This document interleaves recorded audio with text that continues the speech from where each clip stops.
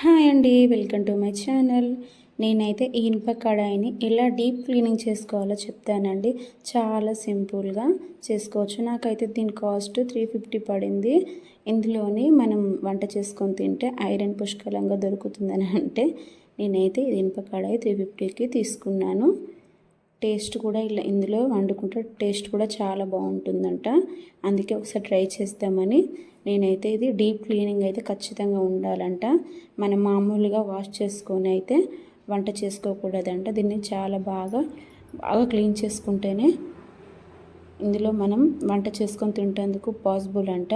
నేనైతే ఒక పెద్ద సైజు లెమన్ని తీసుకొని మంచిగా 2 వక్కలు కట్ చేసి ఆ రసం అంతా ఇందులోకి పిండుకుంటూ బాగా ఒక 10 మినిట్స్ వరకు క్లీన్ చేశాను. తర్వాత సోడా ఉంటుంది కదా, వంట సోడా మన ఇంట్లోది, అది ఒక టేబుల్ స్పూన్ తీసుకొని అది కూడా వేసుకొని బాగా క్లీన్ చేసుకున్నాను. చూడండి ఎంత నల్లగా వచ్చిందో. నేను ఫస్ట్ ముందు సోప్తోనైతే బాగా క్లీన్ చేసిన తర్వాత ఇలా లెమన్తోని సోడాతోని క్లీన్ చేశాను.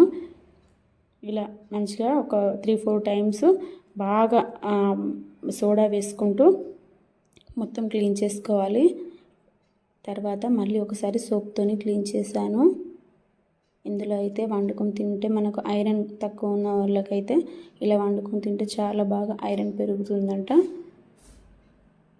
ఈ మధ్యలో మనము వేరే అల్యూమినియంలో తినద్దు అంటున్నారు కదా, అందుకే ఇలాంటివి కాస్ట్ ఐరన్ అయినా, ఇది ఐరన్ అండి, నేను మామూలుదే.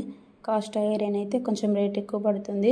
ఫస్ట్ అయితే ఇందులో ట్రై చేద్దామని నేనైతే తీసుకున్నాను. బాగా అంటే బాగా ఒక 10 టైమ్స్ వరకు కడిగాను.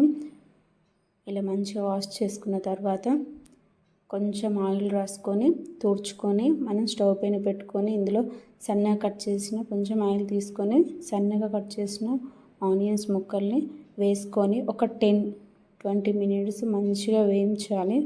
దీంట్లో ఉన్న ఇంకా వేరేదన్నా ఉంటుంది కదా, అదంతా ఈ ఆనియన్స్ మొత్తం పీల్చుకుంటుంది. మీరు కూడా ఖచ్చితంగా ట్రై చేయండి. ఇందులో వండుకోవడం వల్ల ఆరోగ్యానికి చాలా మంచిదంట.